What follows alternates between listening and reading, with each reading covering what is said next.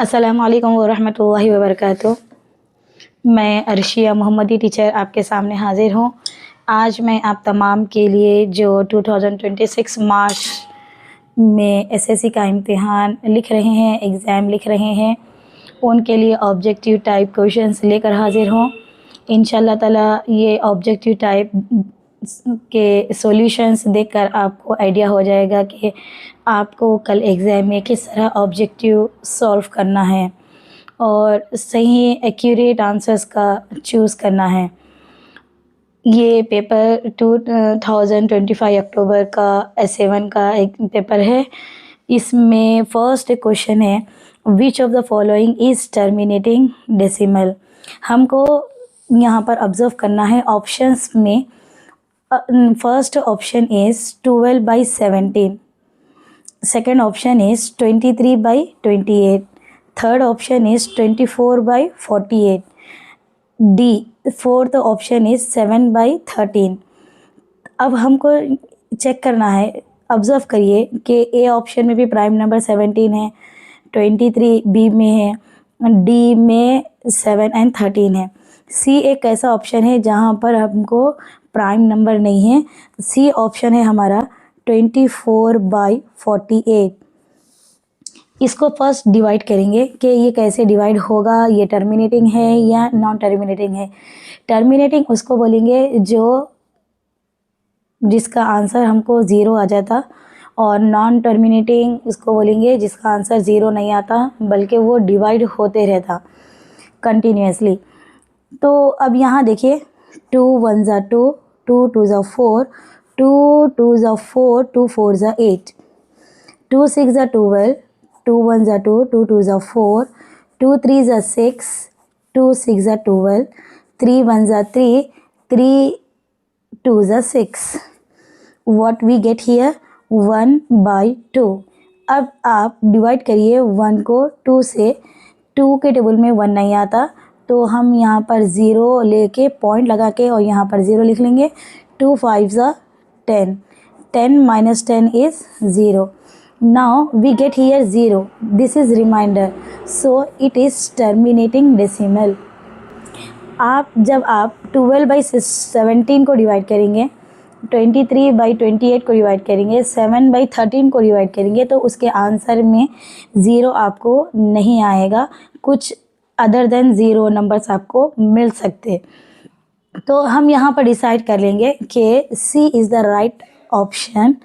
C 24/48 is the terminating decimal। Now second question is, express 2 log 2 plus 3 log 3 as log n।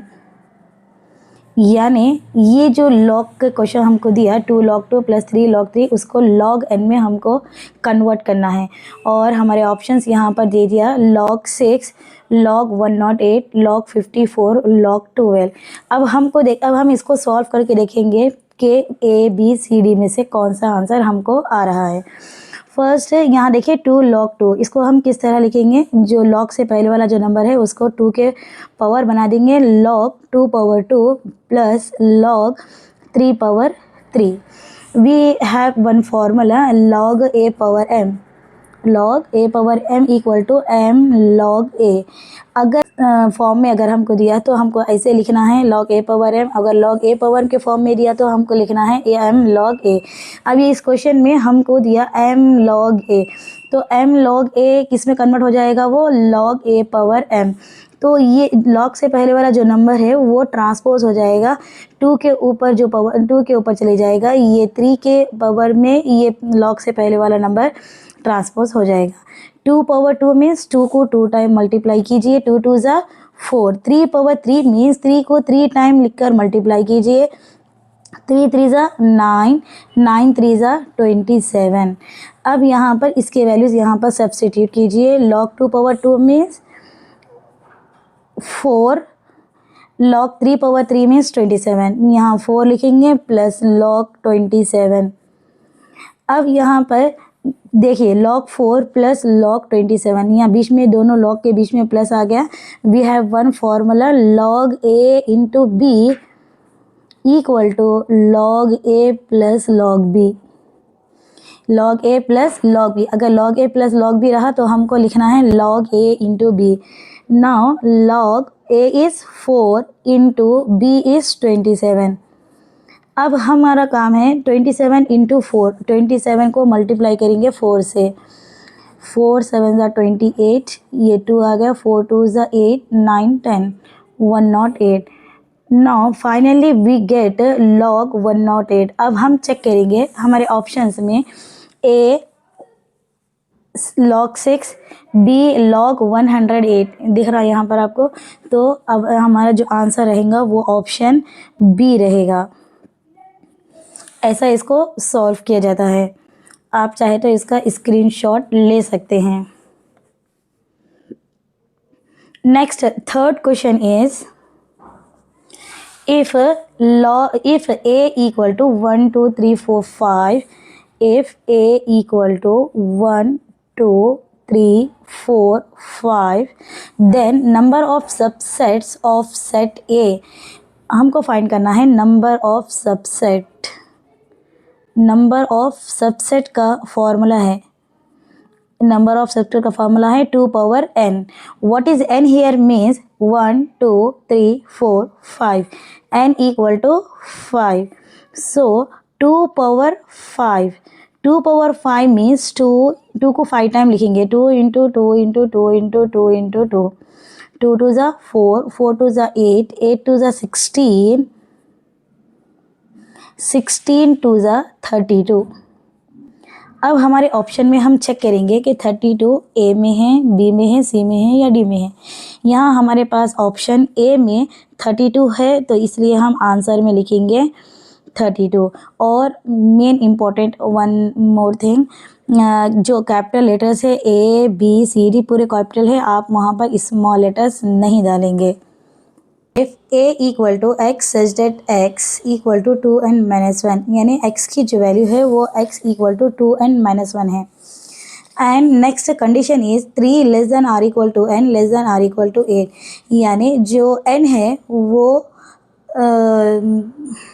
3 less then रहेगा n से और n less then रहेगा 8 से, यानी n equal to 3 यहाँ less than or equal to दे दिया तो हम लिखेंगे 3 भी साथ में लिखेंगे, 4 5 6 7, यहाँ पर नंबर 8 दे दिया तो 8 यहाँ पर इक्वल टू भी है तो साथ में हम 8 लिखेंगे। अगर यहाँ पर क्वेश्चन में इक्वल टू नहीं दिया तो हम 7 पे ही स्टॉप कर देंगे। तो हमको n की वैल्यूज़ आ गई, कौन कौन सी वैल्यू आई, n टू 3। सब now substitute n equal to 3 in 2n-1, 2n, n is 3 minus 1 equal to 2 3 is 6 minus 1, 6 minus 1, 6 में से 1 माइनस कर दीजिए आप, you get 5, हमको आ जाएगा 5। Now n equal to 4 substitute करेंगे, x equal to 2 of 4 minus 1, 2 4 is 8 minus 1, 8 minus 1 is 7। Now अब n equal to 5, x equal to 2 of 5 minus 1, 2 5 is 10 minus 1, 10 minus 1 is 9। अब यहाँ पर हमारे पास ऑप्शन में देखिए, फर्स्ट में 3 5 7 दिया, हमारा जो आंसर आया वो आया 5 7 9।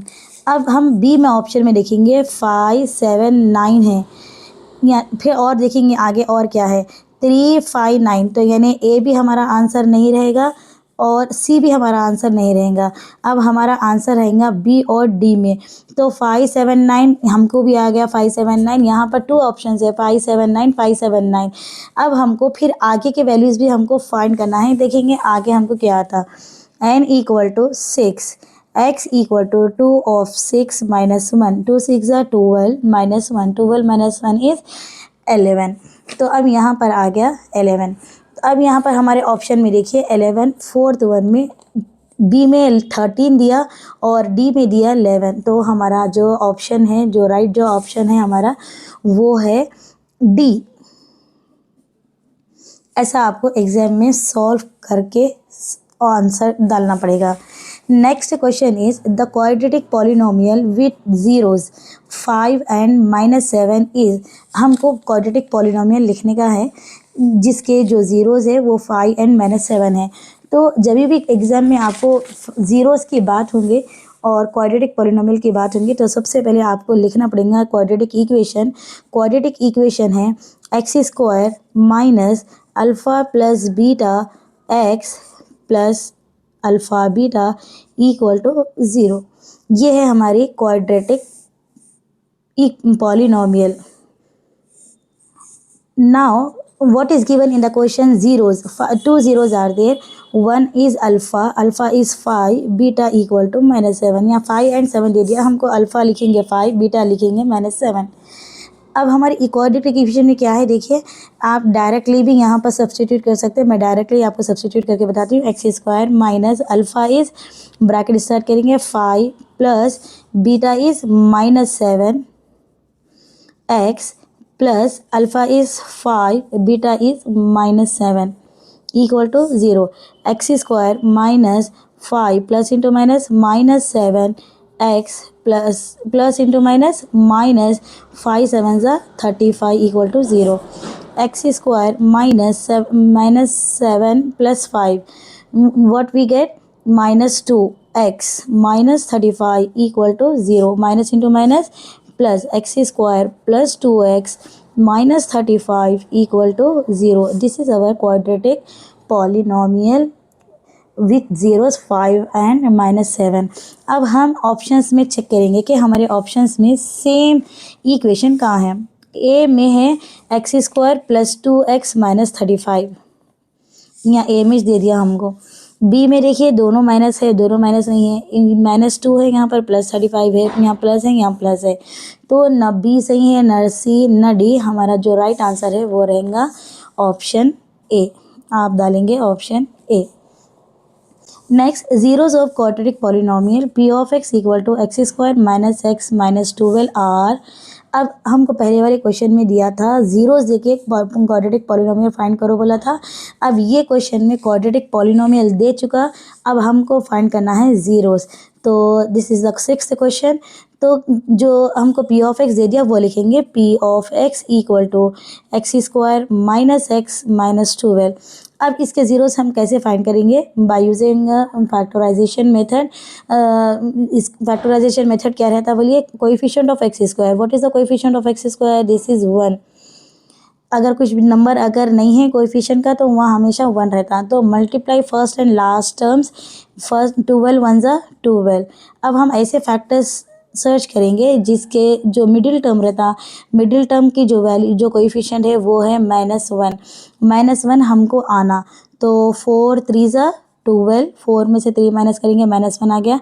लेकिन हमको माइनस की साइन है तो जो ग्रेटर नंबर है उसको माइनस लेंगे और जो स्मॉलेस्ट नंबर है उसको प्लस लेंगे। यहाँ पर हमारा जो वेरिएबल है वो वेरिएबल x है, तो यहाँ पर भी x ऐड करेंगे, x ऐड करेंगे। अब यहाँ जो हमारे क्वेश्चन में -1x था, इसकी प्लेस पे ये वैल्यूज़ लिखेंगे, x² minus 4x plus 3x minus 12। देखिए 12 की प्लेस पे 12 है, x² की प्लेस पे x² है, ये -1x यहाँ पर आया था, इसकी प्लेस पे हम ये वैल्यूज़ यहाँ पर लिखेंगे। अब ये जो टर्म्स आ गए हमारे पास 4 टर्म्स आ गए। अब इसमें से हम इसको कॉमन निकालेंगे। फर्स्ट है कॉमन x माइनस 4, यहाँ पर देखिए x² है, यहाँ पर x पावर 1 है, इसके पास 1x है, इसके पास भी 1x है। ये 1x हम बाहर ले लेंगे, तो यहाँ 2x थे, 1x हम बाहर ले लिए तो इसके पास 1x बचेगा, माइनस ये x इसके पास 1 ही था तो ये x बाहर आ गया, ये 4 बच गया, प्लस अब यहाँ पर x है, यहाँ पर तो x है नहीं, हम x को कॉमन नहीं निकाल सकते। तो अब ऐसा टेबल देखेंगे जिसमें 3 भी आना और 12 भी आना। तो 3 के टेबल में 12 भी आता और 3 भी आता, तो हम 3 को कॉमन निकालेंगे। 3 ये x का x लिखेंगे, 3 1 ज़ा ऐसा रहेगा, ये 3 1 ज़ा 3, मगर 1 को हम नहीं लिखते, प्लस इंटू माइनस माइनस 3 4 ज़ा 12। अंडरस्टूड? इक्वल टू 0 लिखेंगे, इक्वल टू 0 लिखेंगे। x माइनस 4 यहाँ पर ये दोनों कॉमन आ गए तो हम इसको बाहर निकालेंगे। Take x minus 4 as a common and the remaining term is x plus 3। यहाँ पर x बच गया और यहाँ पर 3 बच गया, equal to 0। x minus 4 equal to 0 and x plus 3 equal to 0। Minus 4 है, when it goes to other side it will change the sign, minus 4 becomes plus 4 and here the plus 3 is there. When it goes to other side it will change its sign, minus. जब यहाँ plus रहेगा उधर गया तो minus हो जाएगा, जब minus रहेगा उधर गया तो प्लस हो जाएगा। तो अब हमारे दो वैल्यूज़ आ गए, एक 4 आया और एक -3 आया। अब ये ऑप्शंस को हम अपने पेपर में चेक करेंगे कि 4 एंड -3 कहाँ हैं। ऑप्शन ए देखिए 4 एंड 3 है, रॉन्ग। -4 एंड 3 है, ये भी रॉन्ग है। 4 and -3 same as it is है, ये ऑप्शन सी में है। हम लिखेंगे ऑप्शन सी। मेरे ख़्याल से आपको अच्छे से समझ में आ गया होगा कि कैसे सॉल्व किया जाता है। अगर नहीं समझ में आ रहा तो फिर से आप वीडियो को पलटा कर देख सकते हैं। ये रहा अपना सॉल्यूशन, एक मरतबा इसको अच्छे से आप देख सकते हैं, इसका स्क्रीनशॉट ले लीजिए। हमारा नेक्स्ट क्वेश्चन है solution of pair of linear equation 2x plus Y minus 5 equal to 0 and 3x minus 2y plus 3 equal to 0। ये दोनों इक्वेशंस का हमको सॉल्यूशन फाइंड करना है कि x की वैल्यू क्या है और y की वैल्यू क्या है। तो हम फर्स्ट लिखेंगे इसके इक्वेशंस लिखेंगे 2x plus Y minus 5 equal to 0 and second equation is 3x minus 2y plus 3 equal to 0।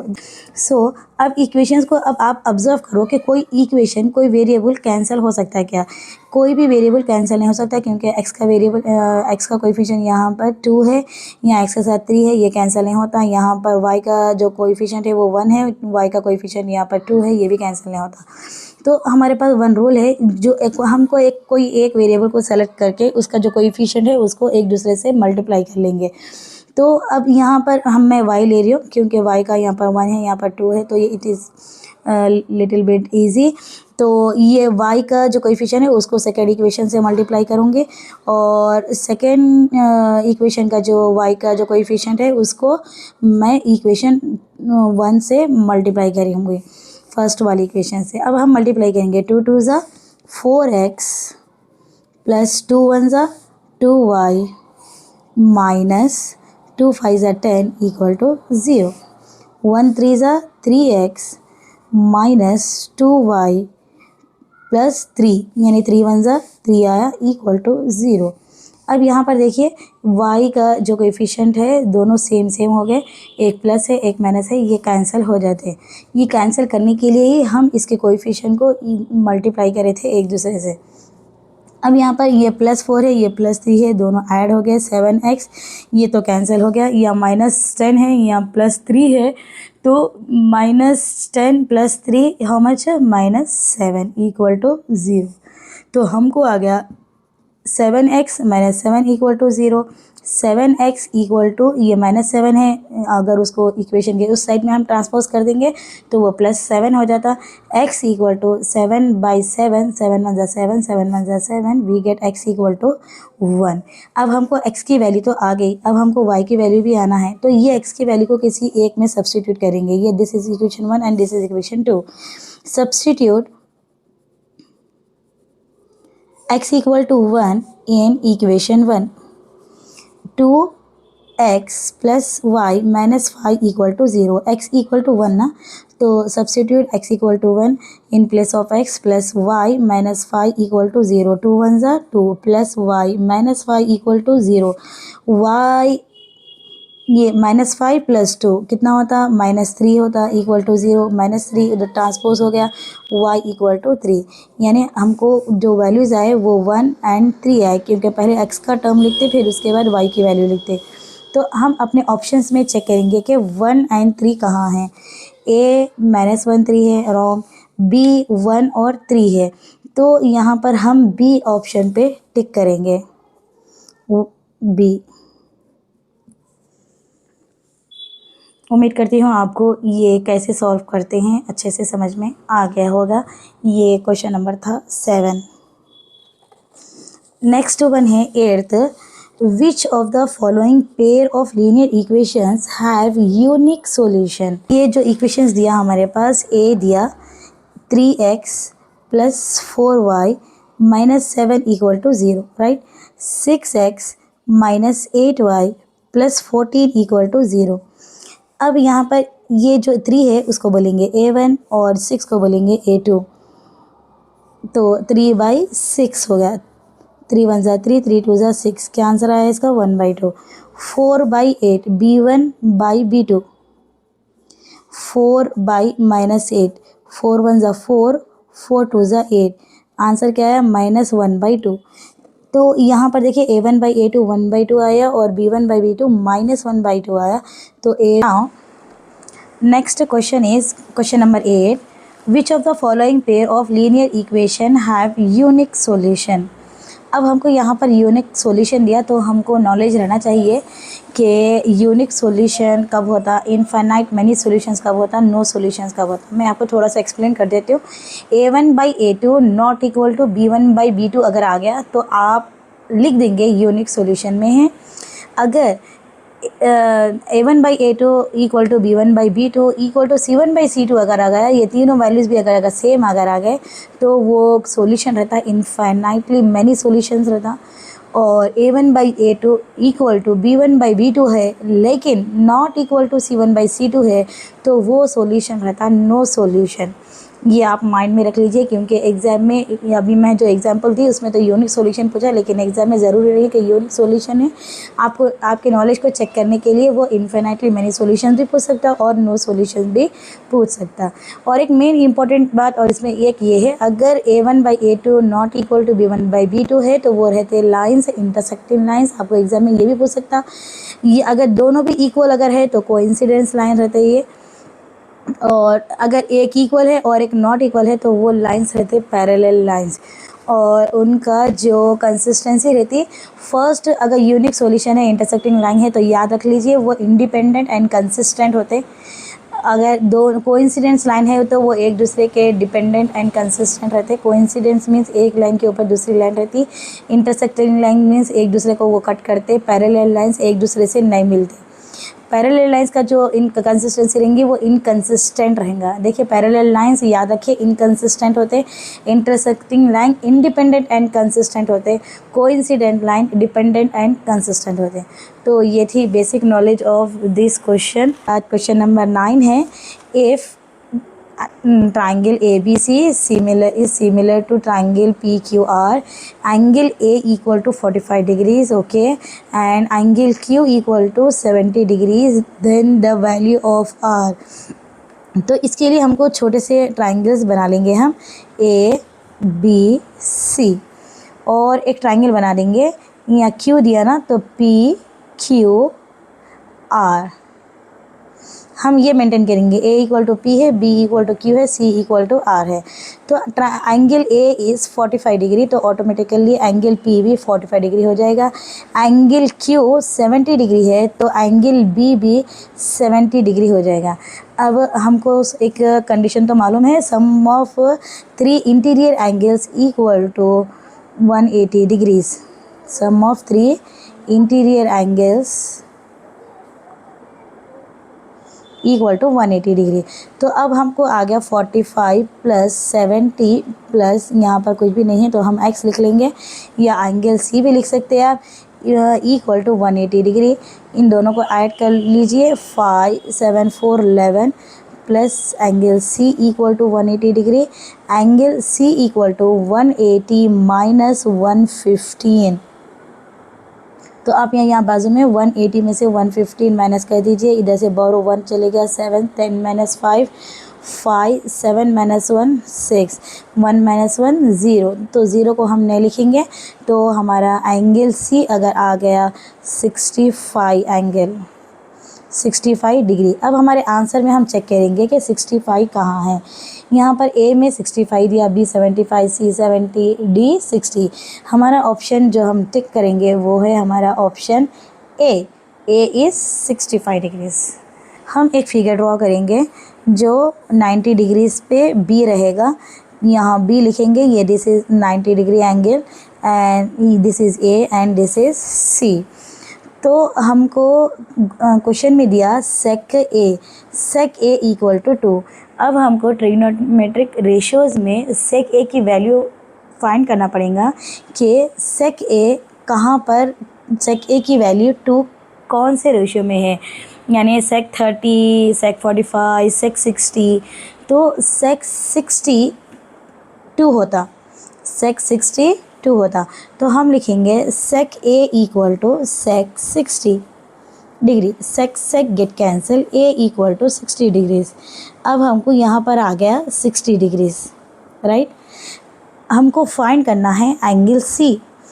तो एंगल सी के लिए हम अभी एक रूल बोले थे कि sum of 3 angles equal to 180 degree होता। तो हम 90 + 60 + angle C equal to 180 degree लेंगे। एंगल सी इन दोनों को ऐड कर देंगे, 6 + 6 12, 13 14 15, यानी 150 plus angle C equal to 180 degree. Angle C equal to 180 - 150, और 180 में से 150 माइनस करें तो angle C equal to 30 degree आ गया, राइट।